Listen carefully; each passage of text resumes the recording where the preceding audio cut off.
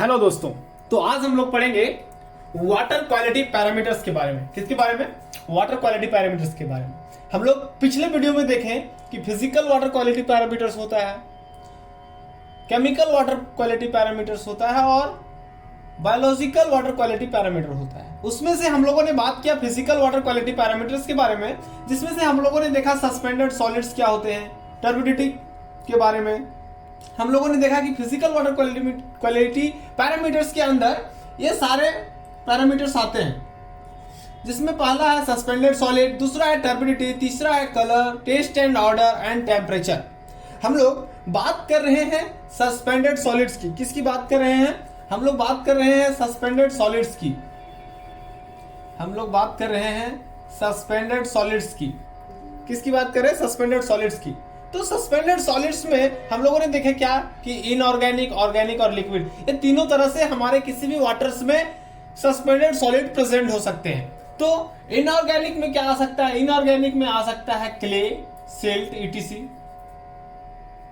Clay और silt, etc ये आ सकता है। ग्रेवल वगैरह हमारा इनऑर्गेनिक में आ सकता है। इससे इनऑर्गेनिक मटेरियल्स की वजह से हमारा सस्पेंडेड सॉलिड प्रेजेंट होता है वाटर में। ऑर्गेनिक अगर हम लोग ऑर्गेनिक मैटर में लेते हैं तो इसमें हमारा क्या आता है? इसमें हमारा प्लांट्स, फाइबर एंड एल्की वगैरह जो रहता है, हमारा ऑर्गेनिक में आता है। लिक्विड में हमारा gas, oil, grease, oil and grease, इसकी वजह से हमारे वाटर में सस्पेंडेड सॉलिड प्रेजेंट होते हैं। ये हम लोगों ने देखा था कल। आज हम लोग बात करेंगे सस्पेंडेड सॉलिड का इंपैक्ट क्या होता है वाटर के अंदर। क्या बात करेंगे? Impact of suspended solid in water. तो उसमें से हमारा पहला है साइकोलॉजिकल इंपैक्ट। साइकोलॉजिकल इंपैक्ट कहने का मतलब क्या है? अगर कोई आपके पास एक गिलास है, इसमें वाटर है, अगर ये वाटर अगर आपको पीने के लिए दे, ये ड्रिंकिंग वाटर है, ड्रिंकिंग वाटर है, ये वाटर पानी आपको पीने के लिए दे, आप पी सकते हैं। आप क्या कीजिएगा? पी लीजिएगा, ये पानी आप पी लीजिएगा। अगर इसी ड्रिंकिंग वाटर के अंदर अगर हम क्या करें, इसमें कुछ मटेरियल मिला दे, किसी चीज, किसी प्रकार का कोई भी सबस्टांस, सस्पेंडेड सॉलिड हो गया, डिसॉल्व सॉलिड हो गया, कोई भी सॉलिड्स अगर इसमें हम प्रेजेंट कर दे, उसके बाद आपको देख पीने के लिए, क्या आप पीजिएगा? नहीं पीजिएगा, भले ही वह आपके लिए हानिकारक हो या ना हो। अगर एक अच्छा ड्रिंकिंग वाटर डाल दिए, इसमें हम लोगों ने एक दो स्टोन डाल दिया जो कि हमारे लिए हानिकारक नहीं है, वो आपका ग्लास में रह जाएगा, आप पानी पी सकते हैं। अगर ये ऐसा डाला, ऐसा वाटर जो आपके सेहत के लिए हानिकारक नहीं है, अगर वो दिखने में अच्छा नहीं दिख रहा है, कलरलेस हो गया है, उसमें गंदा दिख रहा है, तो आप उसको पीजिएगा? क्या नहीं पीजिएगा। क्या कीजिएगा? नहीं पीजिएगा। तो ये हमारा साइकोलॉजिकल इंपैक्ट है कि अगर हम देख के उसको नहीं पी सकते, अगर देख रहे हैं कि उसमें कुछ पड़ा हुआ है तो हम लोग नहीं पी सकते, ये हमारा एक साइकोलॉजिकल इंपैक्ट है। नेक्स्ट हम लोग क्या है?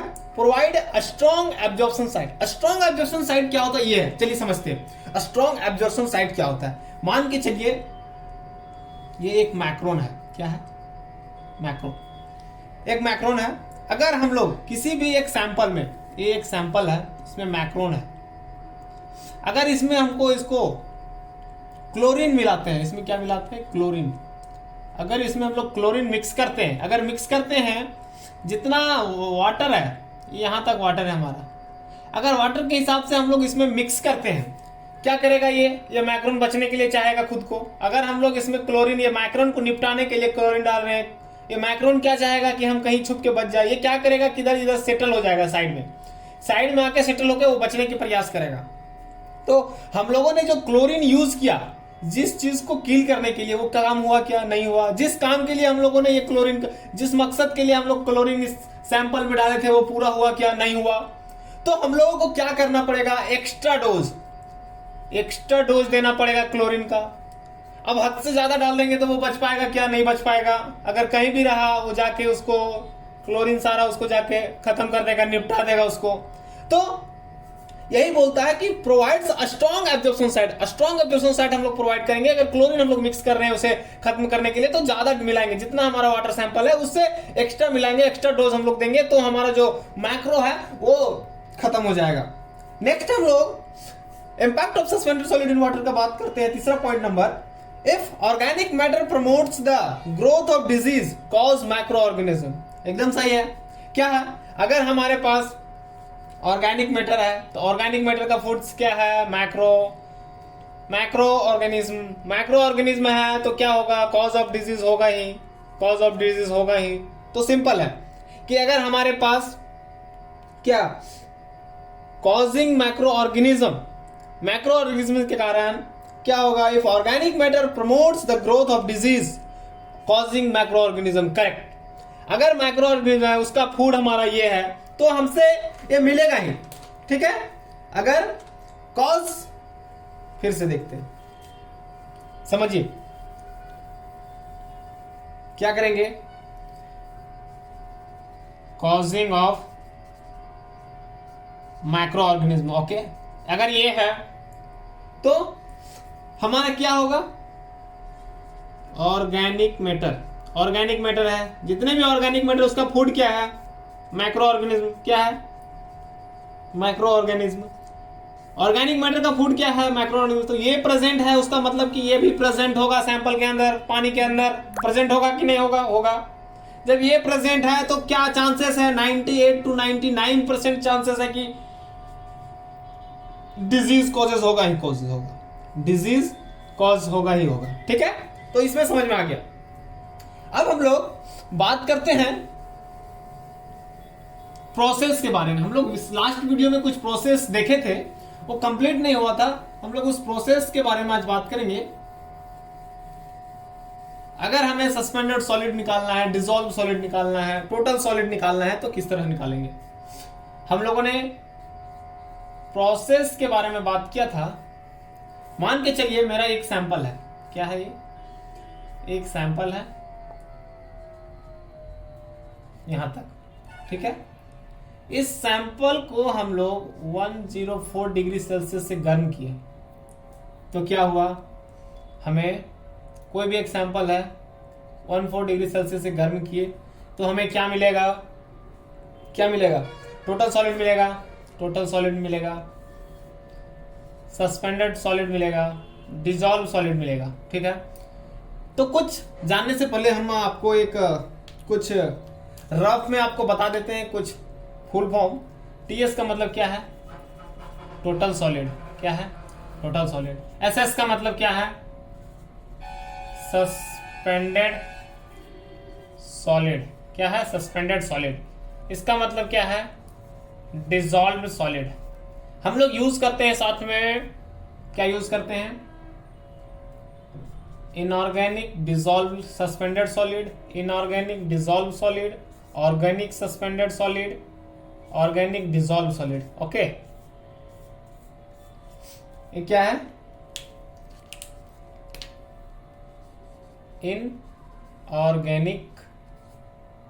Inorganic suspended solid. उसी तरह ये है इनऑर्गेनिक डिसॉल्व सॉलिड। क्या है, डिसॉल्व सॉलिड। ठीक है, ये ऑर्गेनिक सस्पेंडेड सॉलिड, ये ऑर्गेनिक डिसॉल्व सॉलिड। ठीक है, तो ये हम लोगों ने देख लिया। और साथ ही साथ हम लोग ये भी देखेंगे वोलेटाइल सॉलिड क्या होता है, नॉन वोलेटाइल सॉलिड क्या होता है, वो भी बात करेंगे। तो ये हम लोगों ने फुल फॉर्म देख लिया। अब हम लोग फिर से प्रोसेस की ओर आगे आते हैं। क्या आते हैं, प्रोसेस। ठीक है, एकदम आराम से समझेंगे प्रोसेस क्या है। ये हमारा एक सैंपल है। ठीक है,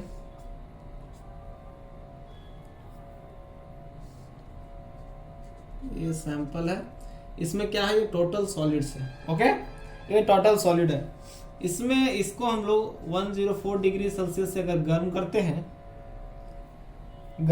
हैं तो हमें क्या मिलेगा, total solid, dissolve solid, suspended solid. Okay,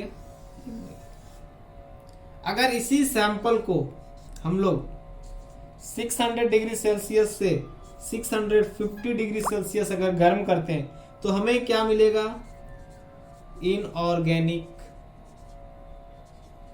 solid. क्या मिलेगा? Inorganic solid.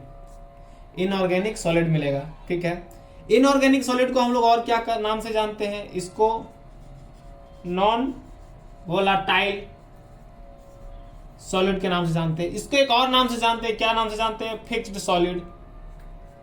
Fixed solid. ठीक है, तो ये हो सकता है कि ऑर्गेनिक सॉलिड को हम लोग क्या बोलते हैं? नॉन वोलेटाइल सॉलिड बोलते हैं, फिक्स्ड सॉलिड बोलते हैं। इसी प्रकार ऑर्गेनिक सॉलिड्स को भी हम लोग क्या बोल सकते हैं? Volatile solid.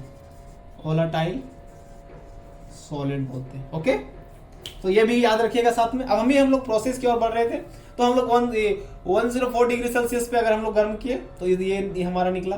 अगर हम लोग इसी सैंपल को 400 डिग्री सेल्सियस से 650 डिग्री सेल्सियस में गर्म किए तो इनऑर्गेनिक सॉलिड्स मिला।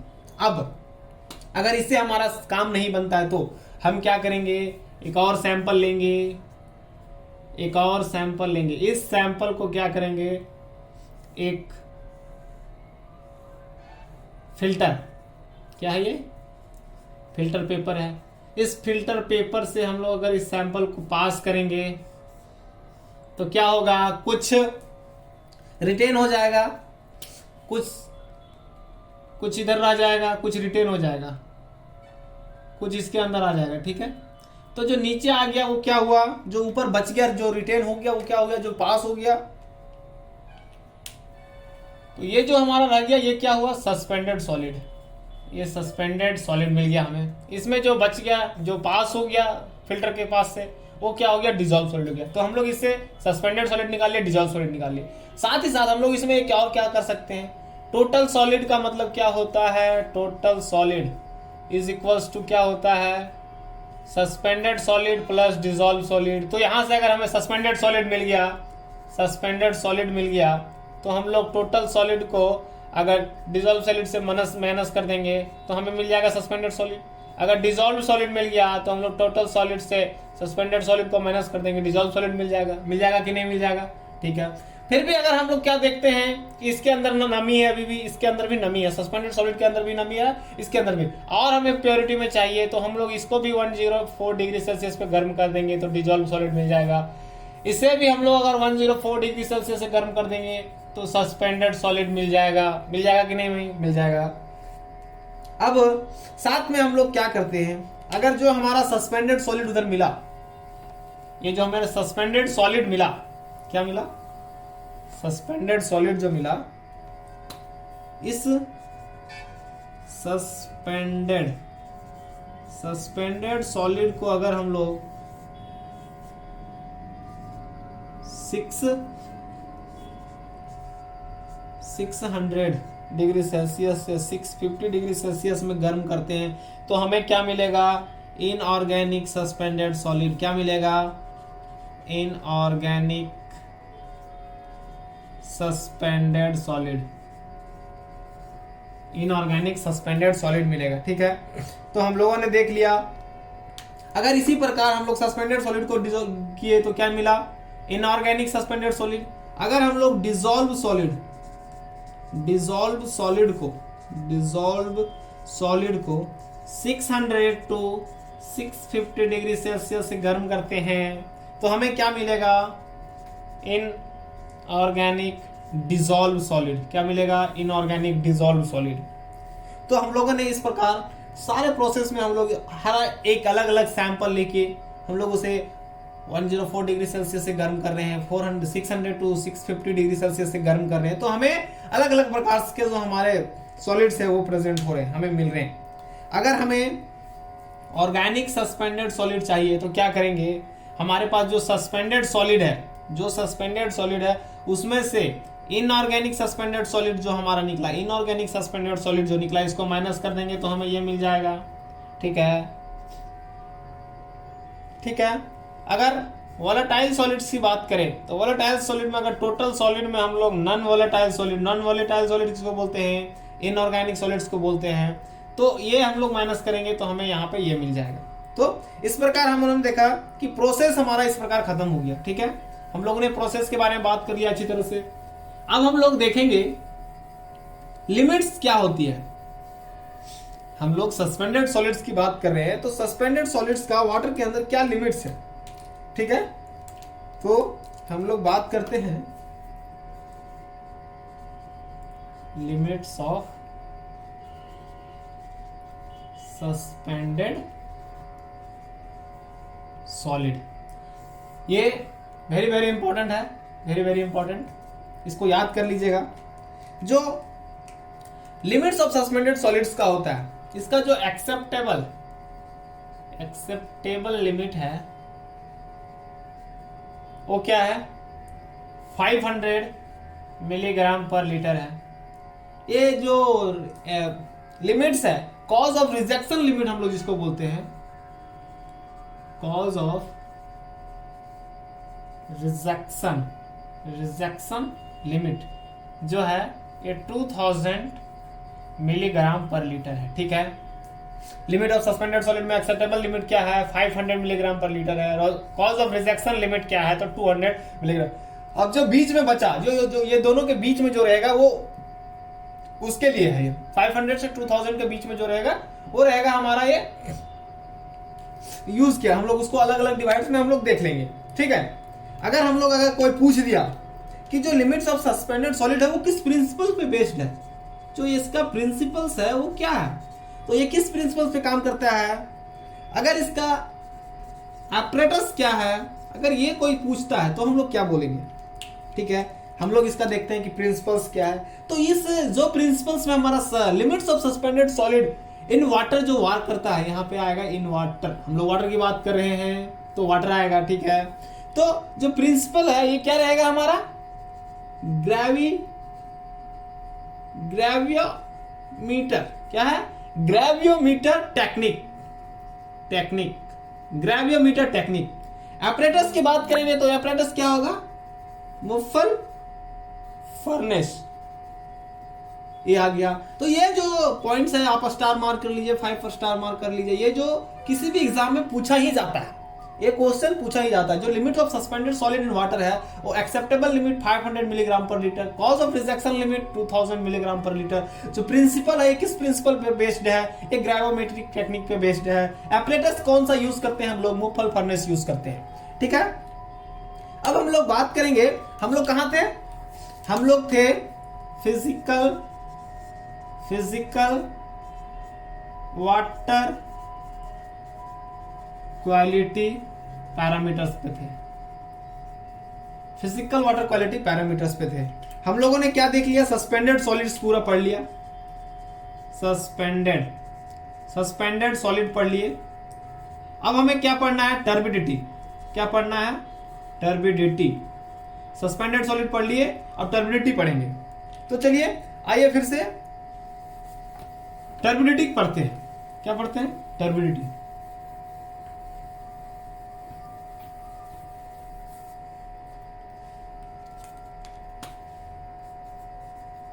फिजिकल वाटर क्वालिटी, इसके अंदर एक पॉइंट्स आता है,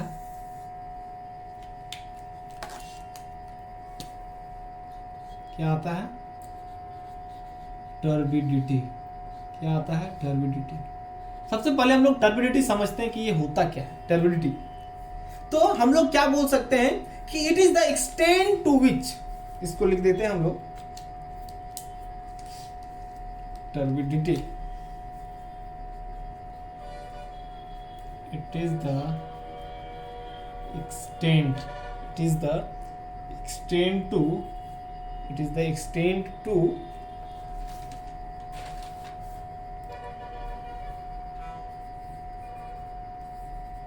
which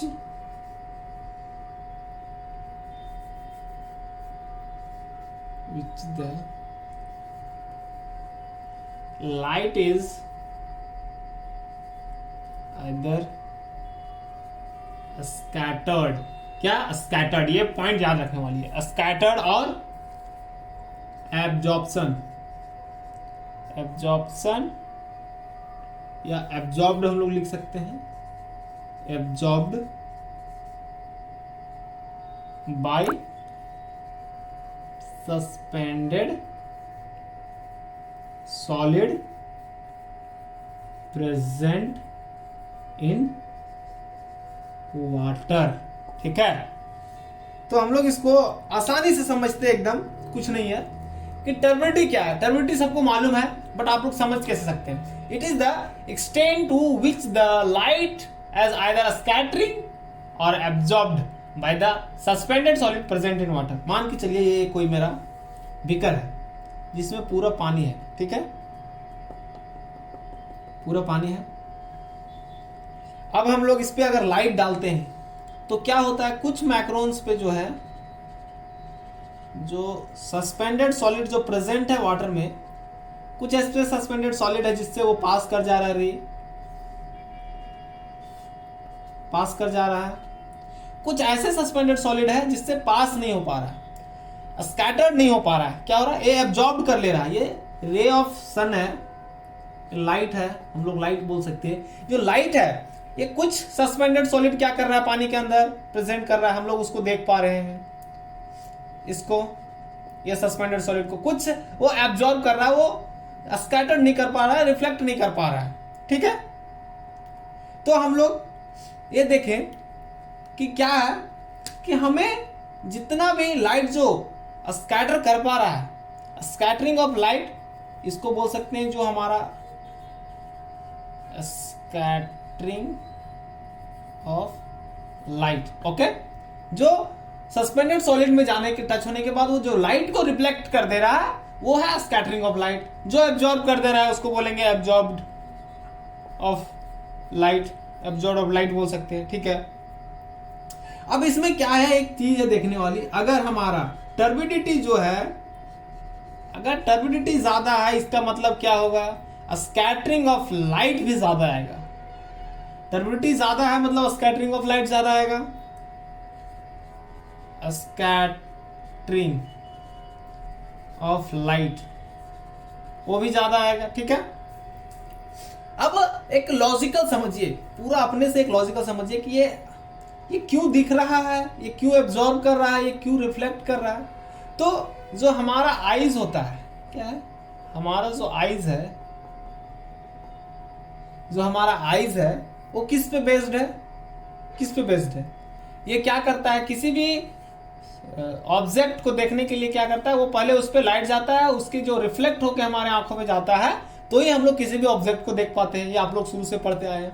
क्या पढ़ते आए हैं कि अगर कोई भी रे हमारे किसी भी ऑब्जेक्ट पे पड़ रहा है, उसका रिफ्लेक्टर अगर हमारे आंखों तक पहुंच पा रहा है तो हम लोग उसे देख पाते हैं। उसी प्रकार ये सेम कंसेप्ट है यहाँ पे। अगर हमारा सस्पेंडेड सॉलिड के अंदर प्रेजेंट हमारा लाइट जाके वापस आ रहा है, मतलब हम लोग उसको देख पा रहे हैं। जहां पे एब्जॉर्ब हो रहा है वहीं नहीं देख पा रहे हैं। ठीक है, तो मतलब टर्बिडिटी अगर ज्यादा है तो स्कैटरिंग ऑफ लाइट भी बहुत ज्यादा होगा। अगर हम लोग टर्बिडिटी का इंपैक्ट देखते हैं, अगर इस टर्बिडिटी का अगर इंपैक्ट की बात करें तो इसका सबसे ज्यादा इंपैक्ट जो आएगा वो आएगा एक्वाटिक लाइफ को। इसके अंदर जितने भी प्लांट्स वगैरह हैं, इसमें क्या है, अगर टर्बिडिटी ज्यादा है, लाइट ऊपर से ही पास कर जा रहा है, नीचे आ रहा है, नीचे एब्जॉर्ब कर रहा है, क्या करेगा, ये नीचे लाइट नहीं जा पा रहा है, ये पूरा इसको बुझा देगा क्योंकि टर्बिडिटी ज्यादा है। तो ये एक्वाटिक लाइफ जो अंदर रहने वाले हैं उसमें श्वसन क्रिया नहीं हो पाएगी अच्छे से, श्वसन क्रिया नहीं हो पाएगी अच्छे से, ये ऑक्सीजन डिजीज नहीं कर पाएंगे अच्छे से। तो हम लोग बोल सकते हैं कि इम्पैक्ट जो है वो एक्वाटिक लैब के अंदर बहुत ज्यादा इम्पैक्ट पड़ेगा इसका, टर्बिडिटी का। अब हम लोग नेक्स्ट बात करेंगे टर्बिडिटी के बारे में। हम लोग ने पढ़ लिया कि क्या है टर्बिडिटी, स्कैटरिंग ऑफ, अगर टर्बिडिटी ज्यादा है तो हमारा स्कैटरिंग ऑफ लाइट भी ज्यादा आएगा। ठीक है, ये हमारा टर्बिडिटी है। हम लोगों ने टर्बिडिटी देख लिया। अब हम लोग देखेंगे method of turbidity. Method of turbidity, कौन कौन से मेथड हम लोग पता कैसे करेंगे कि टर्बिडिटी कितना है। टर्बिडिटी का मेथड, टर्बिडिटी का हम लोग क्या पढ़ रहे हैं, मेथड पढ़ रहे हैं। तो मेथड 1, मेथड 1 हम लोग क्या देखेंगे, मेथड 1 में हम लोग देखेंगे टर्बिडिटी रॉड मेथड। क्या? Turbidity rod method. कुछ नहीं है टर्बिडिटी रॉड मेथड। चलिए अभी हम लोग समझते हैं, 2 मिनट में समझेंगे टर्बिडिटी रॉड मेथड क्या होता है। मान के चलिए आपके पास एक बीकर है, ओके, क्या है बीकर है, इसमें आपका सैंपल है, इसका हमको क्या करना है, टर्बिडिटी जांच करना है। ओके, इसका क्या जांच करना है, टर्बिडिटी जांच करना है। तो इस टर्बिडिटी जांच करने के लिए हमारे पास एक रॉड आता है, टर्बिडिटी रॉड जो रहता है, ये रॉड आता है इधर, कुछ ऐसा होता है। इस जो रॉड होता है, इस रॉड क्या किया का बना होता है, एल्यूमिनियम का रॉड होता है। किसका रॉड होता है, एल्यूमिनियम का रॉड होता है। इसके नीचे हमारे पास एक नीडल्स लगे होते हैं। क्या होते हैं, नीडल्स। ये रॉड के नीचे एक नीडल्स लगा होता है। ये जो नीडल्स है ये किसका होता है, नीडल्स, ये प्लैटिनियम का होता है। ये प्लैटिनियम का नीडल्स होता है। जो नीडल है, ये नीडल किसका होता है, प्लैटिनियम का नीडल होता है। अगर कोई पूछ दे इस नीडल का लेंथ कितना है, तो हम लोग क्या बताएंगे, 25 mm। अगर इस नीडल का डाया पूछ दे कोई, तो क्या बताएंगे, dia is equals to 1 mm। कितना, 1 mm। तो जो रोड होता है वो एल्युमिनियम का बना होता है, नीचे नीडल्स लगे होते हैं जो प्लैटिनम का बना होता है। अब हम लोग बात करते हैं इसके प्रोसेस के बारे में, सॉरी प्रोसेस के बारे में। किसके बारे में, प्रोसेस के बारे में। तो ये बीकर है, नीडल्स है, इस नीडल्स में मार्किंग किए हुए होंगे। क्या किए होंगे, मार्किंग। ये ऐसे कुछ प्रकार से मार्किंग किए होंगे। अब क्या करेंगे, हम लोग नीडल्स में पानी लिए हुए थे, ये नीडल्स था, ठीक है। अब क्या करेंगे, इस नीडल्स में हम लोग पोर करते जाएंगे, क्या, वाटर नहीं, वाटर नहीं पोर करेंगे हम लोग। ये वाटर है, पहले इसे समझते हैं, फिर से समझते हैं। ये हम लोग देख लिया, ये एल्यूमिनियम का रोड होता है, इसका प्लैटिनियम का नीडल्स होता है, 25 mm का लेंथ होता है, और डाया होता है 1 mm का। अब हम लोग समझते हैं इसमें क्या है। ये हमारा एक सैंपल है, हमारे पास एक टर्बिडिटी रॉड है। क्या, टर्बिडिटी रॉड है। अब क्या करेंगे, यहां से टर्बिडिटी रॉड को डालना चालू करेंगे हम लोग। क्या करेंगे, टर्बिडिटी रॉड को डालना चालू करेंगे। जो टर्बिडिटी रॉड है, ये ऐसा कुछ है, इसका आगे जो नीडल है, टर्बिडिटी रॉड को डालना चालू करेंगे। जब तक डालेंगे, ऊपर से देखेंगे हम लोग, ऊपर से देखेंगे इसको, रॉड को जब तक डालेंगे, जब तक कि हमको जो नीडल है वो दिखना बंद ना हो जाए। कब तक डालेंगे, जब तक नीडल दिखना बंद ना हो जाए। नीडल सीज टू सी। क्या, नीडल सीज टू सी। अगर हम ये सैंपल के अंदर में हम लोग नीडल डालना चालू करेंगे, एक ऐसा पॉइंट आएगा जिस पॉइंट पे हमें ये जो नीडल है जो दिखना बंद हो जाएगा। ये ऐसा पॉइंट रहेगा जिस पे नीडल दिखना बंद हो जाएगा, ठीक है। इस पे मार्किंग रहेगा, वो मार्किंग को हम लोग रीडिंग को लिख लेंगे, वो रीडिंग को क्या करेंगे, नोट डाउन कर लेंगे। अब हम लोग एक प्योर वाटर लेंगे। क्या लेंगे, प्योर वाटर लेंगे, एक सेम प्योर वाटर लेंगे। अब क्या करेंगे, इस नीडल को निकालेंगे इधर से। क्या करेंगे, उस नीडल को निकालेंगे हम लोग, और इस प्योर वाटर में उस नीडल को निकालेंगे। 1 लीटर का एक प्योर वाटर लेंगे। उस प्योर वाटर में in the form of silica dioxide हम लोग इसमें डालना चालू करेंगे। क्या डालना चालू करेंगे, सिलिका डाइऑक्साइड डालना चालू करेंगे, जिससे हम लोग इसमें क्या डालेंगे, सिलिका डाइऑक्साइड, SiO2। क्या है, SiO2, ठीक है। सिलिका डाइऑक्साइड डालना चालू करेंगे, जिसको हम लोग एक और नाम से जानते हैं। क्या है, फुलर्स अर्थ के नाम से भी जानते हैं। इसको डालना चालू करेंगे। जब तक डालेंगे, जब तक कि हम लोग एक जो हमारा, जहां तक हमारा रोड था, ये रोड को इसमें फिक्स करेंगे। ये प्योर वाटर है, इसमें रोड फिक्स करेंगे। जिस मेजर पे हमारा वहां पे नीडल दिखना बंद हुआ था, सेम मेजर पे हम लोग इसको फिक्स कर देंगे। उसी रीडिंग पे हम लोग इसको फिक्स कर देंगे, और इसमें सिलिका डाइऑक्साइड मिक्स करना चालू करेंगे। हर एक 1 ml 2 ml डालना चालू करेंगे। जब तक डालेंगे तब तक कि हमको नीडल दिखना बंद ना हो जाए। तो इस प्रकार से हम लोग इसको चेक करते हैं कि जो टर्बिडिटी रॉड मेथड है, इसमें हम लोग ये चेक करेंगे, मान के चलिए 5 मिलीग्राम हम लोग 5 मिलीग्राम पर लीटर, 1 लीटर में 5 मिलीग्राम सिलिका डाइऑक्साइड मिला है। तो हमें जाके पता चला कि ये इसमें जो है नीडल दिखना बंद हो गया, मतलब कि इसका जो टर्बिडिटी है वो क्या है, टर्बिडिटी जो है वो क्या है 5 मिलीग्राम पर यूनिट पर लीटर है। ठीक है, इसका एक और जो इम्पोर्टेंट है जो छूट रहा है हमसे लग रहा है, तो टर्बिडिटी मेथड है, इसको मेजर कैसे करते हैं, इसका यूनिट क्या है, तो इसका जो जनरल यूनिट है मिलीग्राम पर लीटर है। ठीक है, आप इसको पीपीएम से मेजर कर सकते हैं, किससे मेजर कर सकते हैं, पीपीएम से मेजर कर सकते हैं। आप इसको एसटीयू से मेजर कर सकते हैं, जिसे कि हम लोगों ने अभी सिलिका डाइऑक्साइड मेजर किया है, इसको सिलिका टर्बिडिटी यूनिट। ठीक है,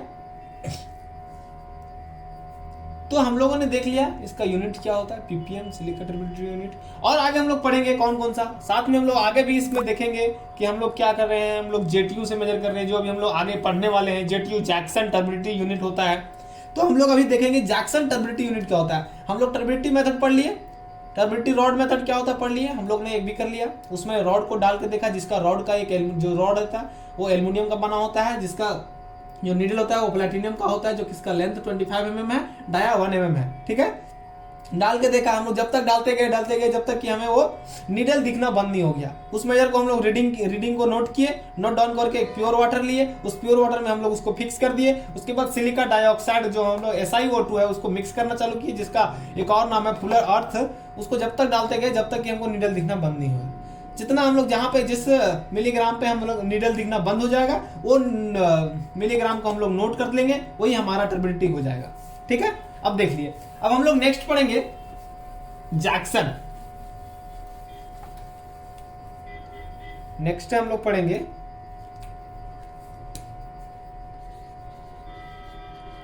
जैक्सन। जैक्सन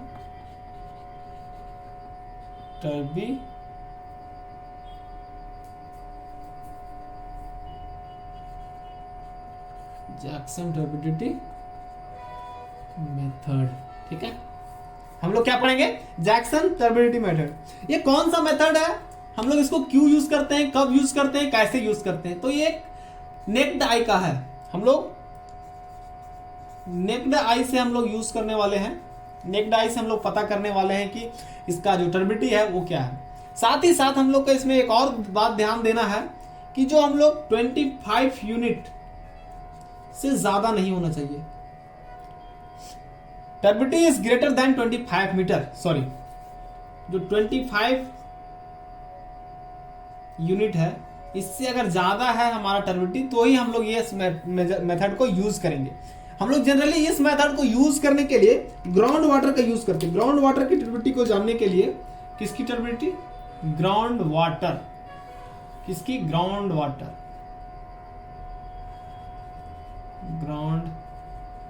ग्राउंड वाटर की टर्बिडिटी जानने के लिए हम लोग जैक्सन टर्बिडिटी मेथड का यूज जनरली करते हैं। इसमें कुछ नहीं है, सेम है। ग्राउंड वाटर का ही टर्बिडिटी जानने के लिए क्यों करते हैं, क्योंकि हमारा इसका एक लिमिट्स है कि हम लोग अगर 25 यूनिट से अगर ज्यादा टर्बिडिटी है तो हम लोग इसको नेक्ड आई से हम लोग यूज करके जैक्सन टर्बिडिटी मेथड का यूज करके हम लोग टर्बिडिटी निकाल सकते हैं। तो इसमें कुछ नहीं है, एक सिंपल सा हमारा ये पास एक बीकर है, क्या है, कंटेनर है, इसको हम लोग मेटालिक कंटेनर बोलते हैं। ये मेटालिक कंटेनर है, किसका कंटेनर है, मेटालिक कंटेनर है। ठीक है, जो इसका बॉटम रहता है वो बॉटम क्या रहता है, वो ग्लास का रहता है, यहीं पे लिख देते हैं ग्लास का। बॉटम किसका रहता है, ग्लास का रहता है। अब इस मेथड में क्या करते हैं हम लोग, इसके नीचे हमारे पास एक कैंडल भी रहता है। क्या रहता है, कैंडल रहता है। ये क्या है, इसका कैंडल का बहुत बड़ा रोल है इस मेथड में। इस कैंडल का जो फ्लेम है हम लोग ऊपर से देखना चालू करेंगे, ऊपर से देखना चालू करेंगे। ठीक है, इसमें हम लोग कैंडल, हम लोग जो क्या है, हम लोगों ने जो एक कंटेनर है इसमें सैंपल लेना चालू किया। क्या किया, सैंपल लेना चालू किया। हमारे पास जो सैंपल है जिसकी हमें टर्बिडिटी जाननी है, सैंपल डालना चालू किया। जब तक डालेंगे जब तक कि कैंडल का फ्लेम हमको ऊपर से दिखना बंद ना हो जाए। हम लोग लिख सकते हैं फ्लेम सीज टू सी। अगर हमको फ्लेम ऊपर से दिखना बंद हो जाए, ये तो कंटेनर रहेगा, किसका रहेगा, ट्रांसपेरेंट रहेगा। आप बोलिएगा इधर से हमको तो दिख रहा है सर, नहीं, आपको टॉप से देखना है। कहां से देखना है, टॉप से देखना है। अगर टॉप से देख रहे हैं, हम लोग सैंपल डाल रहे हैं इसके अंदर, टॉप से देख रहे हैं, जहां एक ऐसा पॉइंट आएगा जहां पे हमें कैंडल का जो फ्लेम है वो दिखना बंद हो जाएगा, उसको हम लोग नोट डाउन कर लेंगे। ये जो बीकर है इसमें भी मेजरमेंट होता है, बीकर में मेजरमेंट है, ठीक है, ओके। तो इस प्रकार से हम लोग ये जो मेथड से हम लोग मेजर कर पाते हैं, इसका नाम है JTU। JTU जिस यूनिट को हम लोग यूज करेंगे, इसका Jackson turbidity unit, Jackson turbidity units. तो हम लोगों ने देखा कि जैक्सन टर्बिडिटी यूनिट मेजरमेंट क्या करते हैं। ये कंटेनर रहता है, जिस कंटेनर में मार्किंग किया हुआ रहता है, ये मेटालिक का कंटेनर रहता है, इसका बॉटम ग्लास का रहता है। नीचे हम लोग कैंडल जलाएंगे, ऊपर से सैंपल को डालेंगे, जब तक डालेंगे जब तक कि हमें एक कैंडल का जो फ्लेम है वो देखना बंद ना हो जाए।